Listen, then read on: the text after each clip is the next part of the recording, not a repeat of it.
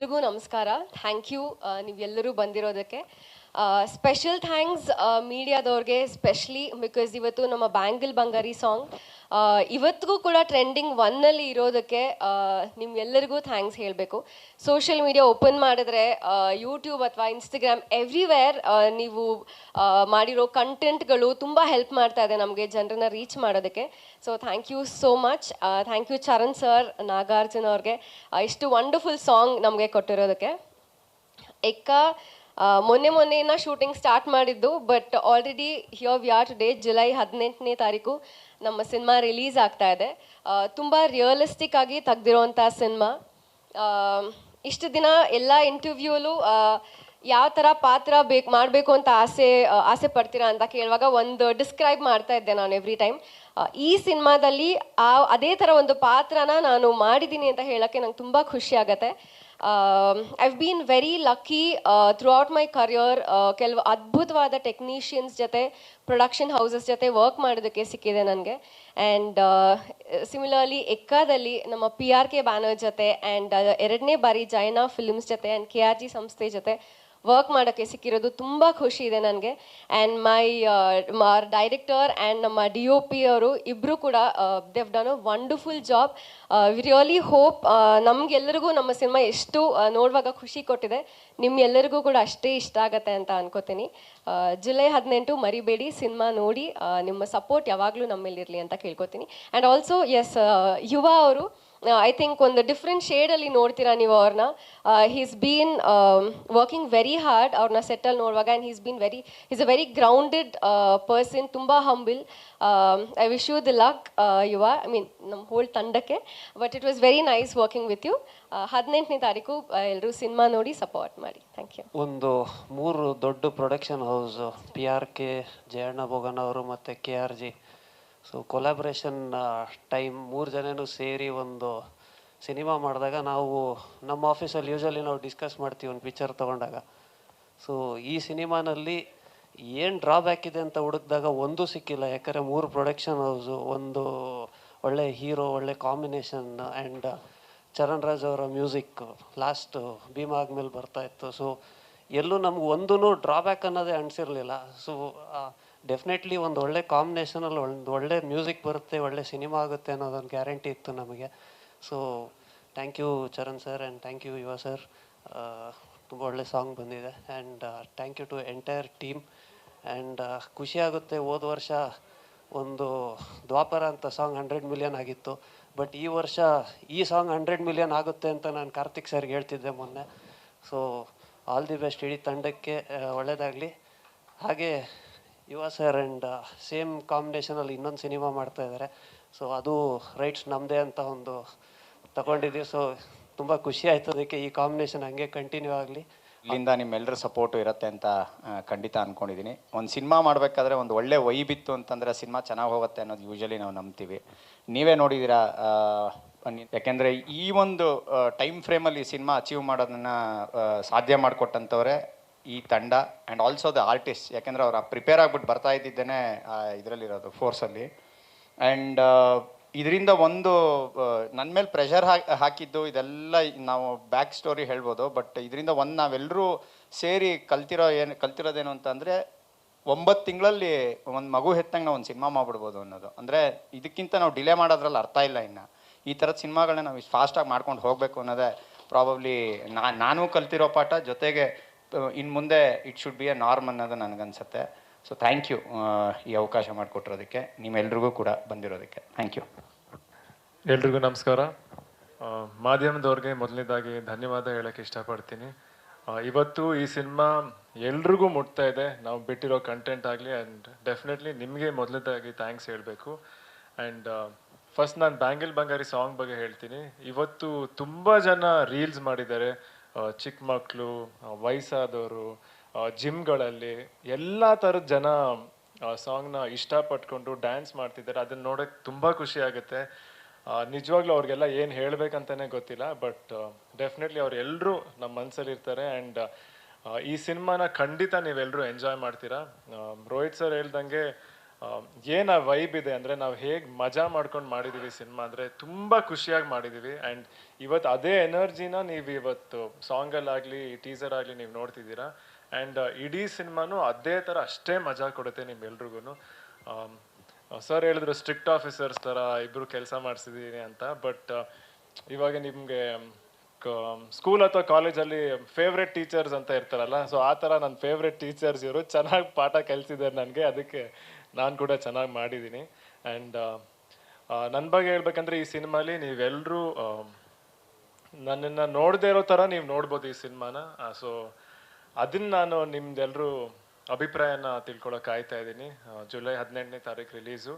And ಇವತ್ತು ನಾನೆಲ್ಲಿ ನಿಂತಿದ್ದೀನಿ ಅಂದರೆ ಇವತ್ತು ನಮ್ಮ ಇಡೀ ತಂಡ ಅದಕ್ಕೆ ಮೇನ್ ನನ್ನ ಬ್ಯಾಕ್ ಬೋನ್ ಅಂತ ಹೇಳ್ತೀನಿ. Ashwini aunty and of course Jayanna sir, Karthik sir, Boganna ಅವರು, ಯೋಗಿ ಅವರು, ಪ್ರತಿಯೊಬ್ಬರೂ ಎಲ್ಲರೂ ಸೇರಿಕೊಂಡು ಇವತ್ತು ಒಂದು ಶಕ್ತಿಯಾಗಿ ನಾವು ಜೊತೆಗೆ ನಿಂತಿದ್ದೀವಿ. ಆ್ಯಂಡ್ ಇಂಡಸ್ಟ್ರಿ ಕೂಡ ಇದೇ ರೀತಿ ಇರಬೇಕಂತ ನನ್ನ ಅಭಿಪ್ರಾಯ. ಎಲ್ಲರೂ ನಾವು ಒಟ್ಟಿಗೆ ಸೇರಿಕೊಂಡ್ರೆ ಕನ್ನಡ ಇಂಡಸ್ಟ್ರಿಲಿ ತುಂಬ ಅದ್ಭುತವಾದ ಕಂಟೆಂಟ್ ಬರ್ಬೋದು. ಆ್ಯಂಡ್ ತುಂಬ ದೊಡ್ಡ ಮಟ್ಟಿಗೆ ನಾವೆಲ್ಲರೂ ಸೇರ್ಕೊಂಡು ತೊಗೊಂಡೋಗ್ಬೋದು ಅಂತ ನನ್ನ ಆಸೆ. ಸೊ ಎಲ್ರಿಗೂ ನವೆಂಬರ್ 28 ಪೂಜೆ ಮಾಡ್ತಿದ್ದಾಗ June 6th ಅಂತ ಹೇಳಿದ್ವಿ. ಅದಕ್ಕೆ ಟಾರ್ಗೆಟ್ ಮಾಡಿದ್ವಿ. ಶೂಟಿಂಗ್ ಆಲ್ಮೋಸ್ಟ್ ಕಂಪ್ಲೀಟ್ ಆಗಿತ್ತು. ನಿಮಗೆ ಮಳೆ ಜೂನ್ ಅಂದರು, ಮಾರ್ಚಿಗೆ ಬಂತು. ಮಳೆಯಲ್ಲಿ ಶೂಟಿಂಗ್ ಇಲ್ಲ ಹೇಳ್ತೀನಿ, ಔಟ್ಡೋರ್ ಇದೆ. ಆಮೇಲೆ ಚರಣ್ ಸರ್ದು ನಾವು ಅನೌನ್ಸ್ ಮಾಡಿದಾಗ 2 ಪಿಕ್ಚರ್ ಇರಲಿಲ್ಲ ಅವ್ರಿಗೆ. ಅಜ್ಞಾತವಾಸಿ, ಫೈರ್ಫ್ಲೈ ರಿಲೀಸ್ಗೆ ಬಂತು. ಸೊ ಆಬ್ವಿಯಸ್ಲಿ ನಾವು ಅವ್ರನ್ನೂ ಬಿಟ್ಕೊಡ್ಬೇಕಿತ್ತು. ಕೆಲವೊಂದು ಆರ್ಟಿಸ್ಟ್ ಕಾಂಬಿನೇಷನ್ಸ್ ಮಿಸ್ ಆಗತ್ತಮ್ಮ. ಒಂದು 3 ಜನ ಸೇರಿದಾಗ ಪ್ರೊಡ್ಯೂಸರ್ ಬರೀ ಇಲ್ಲಿ ಫೈನಾನ್ಸರ್ಸ್ ಅಲ್ಲ. ಸೊ ಐಲ್ ಟೆಲ್ ಯು, ನಾವು 3 ಜನ ಸೇರಿ ಅಥವಾ ದೊಡ್ಡ picture, yes it is a big budget, but 3 ಜನ ಸೇರಿದಾಗ 3 ಜನದ ಐಡಿಯಾಸು, 3 ಜನದ ಥಾಟ್ಸ್ ಇರುತ್ತೆ. ಈಗ ನನಗೆ ಇರೋ ಥಾಟ್ಸು, ನನ್ನನ್ನು ಕೆಲವು ಐಡಿಯಾಸು ಸಿನಿಮಾಗೆ ಬರ್ದಿದಾಗ ವಾಟ್ ಈಸ್ ಕೊಲಾಬ್ರೇಷನ್ ಅಂದರೆ ಐಡಿಯಾಸ್ ಎಕ್ಸ್ಚೇಂಜ್ ಆಗುತ್ತೆ ತುಂಬ ಜನದ್ದು. ಈಗ ಜಯಣ್ಣ ಅವರಿಂದ, ಬೋಗಣ್ಣ ಅವರಿಂದ ನಾನು ತುಂಬ ಕಲ್ತಿದ್ದೀನಿ. ಅಶ್ವಿನಿ ಮೇಡಮ್ ಅವ್ರದ್ದು ಸೆಪ್ರೇಟ್ ಇದಿರುತ್ತೆ. ನಾನು ಯೋಗಿ ವಿಲ್ ಥಿಂಕ್ ಸೆಪ್ರೇಟ್ ಅಲ್ಲ, ಡಿಫ್ರೆಂಟ್. ಬಟ್ 3 ಜನ ಸೇರಿದಾಗ I think it comes in to give a better product, not just to make the cinema burden ಕಮ್ಮಿ ಮಾಡ್ಕೊಳ್ಳೋದಂತ ಅಲ್ಲ. ಐ ಥಿಂಕ್ ಜಯಣ್ಣ ಅವರಾಗಲಿ, PRK ಆಗಲಿ ಅಥವಾ ನಾವಾಗಲಿ, we are capable of doing our own films. That's why I said it's not monetary, it is just because of exchange of ideas. And ಇವತ್ತಿನ ದಿನದಲ್ಲಿ collaboration is the new future. ಈಗ ನಾನೊಬ್ಬ ಬರೀ KRG'ಸ್ನೇ cinema ಮಾಡಿದ್ರೆ I will not get the inputs what Jayanna films and what PRK ಕೊಡೋ inputs ನನಗೆ ಸಿಗಲ್ಲ. And that will be more valuable. Same with the others. So collaboration ಮಾಡೋದು ಒಳ್ಳೆಯದು. ಜನ ಸೇರಲ್ಲ ಅಂತೀರ ಬೇರೆ ಕಡೆ, ಜನ ಸೇರಿದಾಗ ಯಾಕೆ ಸೇರ್ತೀರಾ ಅಂದರೆ ನಾನು ಏನು ಹೇಳೋದು, ಬಿಕಾಸ್ ಏನೇ ಕೆಲಸ ಮಾಡಬೇಕಂದ್ರೂ 100% ಎಫರ್ಟ್ ಹಾಕಲೇಬೇಕು. ಆ್ಯಂಡ್ ಪ್ರಿವಿಲೇಜ್ ಅನ್ನೋದಕ್ಕಿಂತ I am very happy I am working with people I have seen since I was a child. ಅಂದರೆ ಚಿಕ್ಕ ವಯಸ್ಸಿಂದನೂ ನಾನು ಲೈಕ್ ಎಷ್ಟು ಸಿನಿಮಾ ಮಾಡಿದ್ದಾರೆ ಅವರೆಲ್ಲ ನನ್ನ ಫ್ಯಾಮಿಲಿ ಥರ. ಒಂದು ಫ್ಯಾಮಿಲಿ ಜೊತೆ ಕೆಲಸ ಮಾಡೋದು ಅಫ್ಕೋರ್ಸ್ ತುಂಬ ಖುಷಿ ಆಗೇ ಆಗುತ್ತೆ. So you are in the comfort zone. ಕೆಲಸ ಅಂತೂ ಮಾಡಲೇಬೇಕಲ್ವಾ. ಇವಾಗ ಅವ್ರು ಹೇಳ್ದಂಗೆ ಸುಮ್ಮನೆ ಬಂದ್ಬಿಟ್ಟು ಸ್ಕ್ರೀನ್ ಮುಂದೆ ಏನೋ ಒಂದು ಮಾಡಿದ್ರೆ ಜನ ಒಪ್ತಾರ ಅಲ್ವಾ. ಎಂಡ್ ಆಫ್ ದ ಡೇ ಎಲ್ಲದನ್ನು ಜಡ್ಜ್ ಮಾಡಿ ಆನ್ಸರ್ ಕೊಡೋದೇ ಜನನ ಯಾವತ್ತೂ ಮೋಸ ಮಾಡೋಕ್ಕಾಗಲ್ಲ, ನಿಮಗೂ ಗೊತ್ತದು. ಸೊ ನಾನು ಚೆನ್ನಾಗಿ ಮಾಡಿದರೆ ನಾಳೆ ದಿನ ಅವ್ರು ನನ್ನ ಮೆರೆಸ್ತಾರೆ, ಇಲ್ಲ ಅಂದರೆ ಮಾಡಲ್ಲ ಅಷ್ಟೇ. ಕ್ಯಾರೆಕ್ಟರ್ದು ಒಂದು ಜರ್ನಿ ಇರುತ್ತೆ. ಫಸ್ಟೇ ಅವ್ರು ಹೇಳ್ದಂಗೆ ಇನ್ನೋಸೆನ್ಸ್ ಅಂದರೆ ಒಂದು ಆಸೆ ಇಟ್ಕೊಂಡು ಬೆಂಗಳೂರಿಗೆ ಬರ್ತಾನೆ. ಈ ಥರ ತುಂಬ ಜನ ಇದ್ದಾರೆ ಇವತ್ತು ಬೆಂಗಳೂರಿಗೆ ಬಂದು ಒಂದು ಆಸೆ ಇಟ್ಕೊಂಡು ಬರ್ತಾರೆ, ಏನೋ ಒಂದು ಜೀವನ ಮಾಡಬೇಕು ಅಂತ. ಬಟ್ ಕಾರಣಾಂತರದಿಂದ ಸುಮಾರು ಸನ್ನಿವೇಶಗಳು ಆ ಕ್ಯಾರೆಕ್ಟರ್ನ ಬದಲಾಯಿಸುತ್ತೆ. ಅದಕ್ಕೆ ಟೀಸರ್ಸ್ ಶುರುನಲ್ಲೂ ನಾವು ಹೇಳಿದ್ರೆ ನಿಮ್ಮ ಮನಸ್ಸಲ್ಲಿ ಒಂದು ಮಗುನೂ ಇರುತ್ತೆ, ಮೃಗನೂ ಇರುತ್ತೆ ಅಂತ. ಆದಷ್ಟು ಆ ಮಗುನ ಕಾಪಾಡ್ಕೊಬೇಕು ಅಂತ. ಅಕಸ್ಮಾತ್ ಆ ಮೃಗ ಅನ್ನೋದು ಆಚೆ ಬಂದರೆ ಏನಾಗುತ್ತೆ ಅನ್ನೋ ಕೆಲವು ವಿಷಯನ ನಾವು ಸಿನಿಮಾದಲ್ಲಿ ತೋರಿಸಿದ್ದೀವಿ. ನಿಮ್ಮ ಲೈಫಲ್ಲಿ ನೀವೇ ಎಕ್ಕ, ನನ್ನ ಪ್ರಕಾರ. ನನ್ನ ಲೈಫಲ್ಲಿ ನಾನು ಎಕ್ಕ. ಮೀನ್ಸ್ ಅಂದರೆ you are the king, you are above the king. ನಿಮ್ಮ ಲೈಫನ್ನು ನೀವು ರೂಲ್ ಮಾಡ್ಕೊಂಡು ಹೋಗ್ತಿರ್ತೀರ. ಈ ಸಿನಿಮಾದಲ್ಲಿ ಕಥೆಯ ನಿರೂಪಣೆ ಪ್ಲಸ್ ಕಥೆಯನ್ನು ರೌಂಡ್ ಆಫ್ ಮಾಡೋದು ಈ ಎಕ್ಕಾನೆ. That is our hero. And ಈ ಹೀರೋ ಎಲ್ಲರನ್ನೂ ರೆಪ್ರೆಸೆಂಟ್ ಮಾಡ್ತಿರ್ತಾನೆ. ನಾವು ಕೂತ್ಕೊಂಡು ನೋಡ್ಬೇಕಾದ್ರೆ ನಾನು ಹಿಂಗೆ ಇರಬೇಕಿತ್ತಲ್ವ ಅನ್ನೋ ಮಟ್ಟಕ್ಕೆ ನಾವು ಪಾತ್ರನ ಒಂದು ಡಿಸೈನ್ ಮಾಡಿದ್ದೀವಿ ಅಂತ ನನಗನ್ಸುತ್ತೆ. ಸೊ ಅವ್ನು ಎಕ್ಕ ಬಿದ್ರೇ ಅಲ್ವಾ, ಅಂದರೆ ಹೀ ಈಸ್ ದ ವಿನ್ನರ್, ಹೀ ವಿನ್ಸಸ್. ಈ ಅವನ ರೇಸನ್ನು ಓಡ್ತಾ ಇರಬೇಕಾದ್ರೆ ಮುಂದೆ ಅವ್ರು ಗೆಲ್ಸಿದ್ರೆ ನಾವು ಗೆದ್ದಂಗೆ. ಇವಾಗ ಆ ಎಕ್ಕ ಇಲ್ಲಿ ಕಾಣಿಸ್ತಾನೆ. ಸೊ ಇವಾಗ ನಾನು ಅದನ್ನೇ, ನನ್ನ ಲೈಫಲ್ಲಿ ನಾನು ಹೀರೋ, ನಿಮ್ಮ ಲೈಫಲ್ಲಿ ನೀವು ಹೀರೋ. ಎಕ್ಕಗಳು ನಾವುಗಳು. ಅದೇ ಥರ ಇದರಲ್ಲಿ ಅವನ ಎಕ್ಕ. ಶ್ಯಾಮ್ ಸರ್ ಒಳ್ಳೆ ಪ್ರೈಸ್ ಕೊಟ್ಟರು. ಆ್ಯಂಡ್ ಬಿಸ್ನೆಸ್ ವೈಸ್ ನಾವು ಕೊಟ್ಟಿದ್ದೀವಿ ಅಷ್ಟೇ. ನಾವು ಈಗ ಏನೇ ಎಂಡ್ ಆಫ್ ದಿ ಡೇ ನಾವು ಏನೇ ಎಲ್ಲ ಸೇರ್ಕೊಂಡು ಮಾಡಿದ್ರು ಒಂದು ವ್ಯಾಪಾರ ಪ್ರಾಫಿಟ್ಗೆ ಮಾಡ್ತಿರ್ತಾನೆ. ಅದನ್ನು ತುಂಬ ದೊಡ್ಡ ಪ್ರೈಸ್ ಕೊಟ್ಟಿರೋದು. ಅದಕ್ಕೆ ನಾವು ಅವ್ರು ಕೊಟ್ಟಿದ್ದು. ಆ್ಯಂಡ್ ಅದನ್ನು ಅವರು ಕೊಟ್ಟಿದ್ದು ಸಿನಿಮಾ ಸ್ಟಾರ್ಟಿಂಗಲ್ಲಿ. ಇನ್ಫ್ಯಾಕ್ಟ್ ಪೂಜೆ ಆಗಿದ್ದು ನೆಕ್ಸ್ಟ್ ಡೇನೇ ಅದದು ಇದಾಗಿದ್ದು, ಡೀಲ್ ಆಗಿದ್ದು, ಬಿಸ್ನೆಸ್ ಡೀಲ್ ಆಗಿತ್ತು. ಹೀಗೆ ಈ ಪಿಕ್ಚರಲ್ಲಿ ಕಾಂಬಿನೇಷನ್ ಆಗಲಿ, ರೋಹಿತ್ ಅವರಾಗಲಿ, ಯುವ ಅವರಾಗಲಿ, ಚರಣ್, ಎವ್ರಿ ಒನ್ ಕಾಂಬಿನೇಷನ್ ಮೇಲೆ ಕೊಟ್ಟಿರೋ ಅವರು ಒಂದು ನಂಬಿಕೆ ಹಾಕಿ ಅವರು ಒಂದು ಬೆಟ್ ಮಾಡಿದ್ದಾರೆ. ಆಮೇಲೆ ಅವರು ಎಕ್ಕನೆ ತೆಗೆದ್ರು. 2 ಸಾಂಗ್ ನೀವೇ ನೋಡಿದ್ದೀರಾ, ಎಕ್ಕನೆ ತೆಗೆದ್ರು. ಇರೋ ಡಂಪ್ ಯಾರ್ಡಲ್ಲಿ ಶೂಟ್ ಮಾಡಿದ್ವಿ. ನಿಜವಾಗ್ಲೂ ಅಲ್ಲಿ ಹೋದಾಗ ಗೊತ್ತಾಯಿತು ಇವರಲ್ಲಿ ಎಷ್ಟು ಕಸ ಇದೆ ಅಂತ. ನಾನು ನಿಜವಾಗ್ಲೂ ಎಕ್ಸ್ಪೆಕ್ಟ್ ಮಾಡಿಲ್ಲ. ಅಫ್ಕೋರ್ಸ್ ಫೋಟೋಸ್ ನೋಡಿದ್ದೆ ಎಲ್ಲ, ಬಟ್ ಅಲ್ಲಿ ಹೋದಾಗ ಅಂದರೆ ಬೆಟ್ಟ ಥರ ಇದೆ ಫುಲ್. ನಾವೆಲ್ಲರೂ ಈ ಚಿಕ್ಕಮಂಗ್ಳೂರು ಕಡೆ ಹಿಲ್ ಸ್ಟೇಷನ್ ನೋಡಿದಾಗಿದೆ, ಅದೇ ಥರ ಬೆಟ್ಟ ಆಗೋಷ್ಟು ಕಸ ಇದೆ. ಆ್ಯಂಡ್ ಅಲ್ಲಿರೋರು ತುಂಬ ಕಷ್ಟಪಡ್ತಿದ್ದಾರೆ. ನಮಗೆ ಒಂದು ಸ್ವಲ್ಪ ಹೊತ್ತಿದ್ದೇನೆ ಲೈಕ್ ಉಸಿರಾಡೋಕೆ ಕಷ್ಟ ಆಗ್ತಿತ್ತು ಅಲ್ಲೇ. ಬಟ್ ಅಲ್ಲಿರೋರು ನೋಡಿದ್ರೆ ಅವ್ರಿಗೆ ಏನು ಬೇಜಾರಿಲ್ಲದೆ ಕೆಲಸ ಮಾಡ್ತಾರೆ. ಆ್ಯಂಡ್ ಅವ್ರು ಕೇಳಿದಾಗ್ಲೂ ನಾನು ಅದೇ ಕೇಳಿದೆ, ಹೆಂಗೆ ನಿಮಗೆ ಸ್ಮೆಲ್ ಆಗಲಿ ನಿಮಗೆ ಕಷ್ಟ ಆಗಲ್ವ ಅಂತ. ಅಭ್ಯಾಸ ಆಗ್ಬಿಟ್ಟಿದೆ. ಆ್ಯಂಡ್ ಇನ್ಫ್ಯಾಕ್ಟ್ ನಮ್ಗೆ ನೋಡಿ ಒಂದು ಸ್ವಲ್ಪ ಹೊತ್ತಲ್ಲಿ ಹೋದಾಗಲೂ ಒಂಚೂರು ಕೆಮ್ಮು ಬಂದಂಗೆಲ್ಲ ಆಯಿತು. ಬಟ್ ಅವ್ನು ಸೇಮ್ ಥಿಂಗ್ ಅವ್ರನ್ನೇ ಕೇಳಿದೆ, ಅದೇ ಹೇಳಿದ್ರು, ಅಭ್ಯಾಸ ಆಗ್ಬಿಟ್ಟಿದೆ ಸರ್, ನಡೀತಾ ಇದೆ, ಏನು ಮಾಡಲೇಬೇಕಲ್ಲ ಅಂತ. ನಿಜವಾಗ್ಲೂ ಅವ್ರಿಗೆಲ್ಲರಿಗೂ ಹ್ಯಾಟ್ಸ್ ಆಫ್ ಹೇಳಬೇಕು. ಅಂಥ ಒಂದು ಕೆಲಸನ ಅಷ್ಟು ಕಷ್ಟಪಟ್ಟು ಶ್ರಮಪಟ್ಟು ಅವ್ರು ಮಾಡ್ತಿದ್ದಾರೆ. ಆ್ಯಂಡ್ ಮಾಡ್ತಿರೋದು ಯಾರು ನಮಗೋಸ್ಕರ. ಆ್ಯಂಡ್ ಅಲ್ಲಿ ನಾನು ನಿಜವಾಗ್ಲೂ ಅರ್ಥ ಆಯಿತು, ಈ ವೇಸ್ಟ್ ಮ್ಯಾನೇಜ್ಮೆಂಟ್ ಅನ್ನೋದು ತುಂಬ ಇಂಪಾರ್ಟೆಂಟು.